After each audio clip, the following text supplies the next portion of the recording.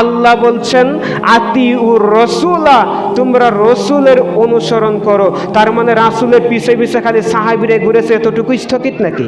রাসূলের অনুসরণ মানে তিনি যা করে গেছেন আমাদেরকে তাই করতে হবে। আমাদের তার রেখে যাওয়া সুন্নাত, যত মৃত সুন্নাত আছে এই সুন্নাতকে জীবিত করতে হবে, এবং কি যত বিদাতিরা আছে তাদেরকে লাঠি দিয়ে এই ময়দান থেকে, দুনিয়া থেকে উৎখাত করতে হবে। কারণ বিদাতিরা রাসূলের সুন্নাতকে মেরে ফেলেছে। যেখানে এই সুন্নাত চালু হয় সেখানে বিদাত মরে যায়, আর যেখানে বিদাত চালু হয় ওখানে সুন্নাত মরে যায়। আমরা সুন্নাত মারতে এসেছি, আমরা রাসূলের দিন প্রতিষ্ঠা করতে এসেছি, নাকি ইবলিস শয়তানের দিন প্রতিষ্ঠা করতে এসেছি? কথা বলেন। রাসূলের দিন প্রতিষ্ঠা করতে এসেছি।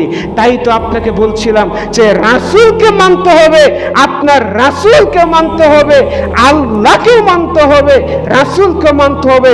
রাসূলকে মানা মানে আল্লাহকে মানা, মানে আপনাকে বলছিলাম আল্লাহকে মানা মানে কোরআন মানা। আতিউল্লাহ যেখানেই বলেছেন ওখানে আল্লাহ মানতে হবে, আর আল্লাহ মানে কোরআন মানতে হবে। ও আতিউর রাসূলা যেখানে বলেছেন সেখানে রাসূলকে মানতে হবে, আর রাসূলকে মানা মানে হাদিস মানতে হবে।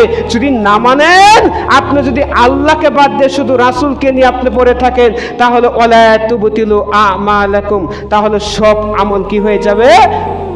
বাতিল হয়ে যাবে, আপনার ঈমান বাতিল হয়ে যাবে। আর শুধু যদি আপনি আল্লাহকে নিয়ে থাকেন রাসূলকে বাদ দিয়ে, তাহলে আপনার সমস্ত আমল বাতিল হয়ে যাবে।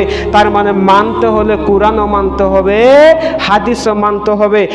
সম্মানিত উপস্থিতি, আপনাকে যে কথা বলতে চাচ্ছিলাম যে আমরা রাসূলের সুন্নাহ এবং তার অনুসরণ, তার ইত্তেবা করব ইনশাআল্লাহ।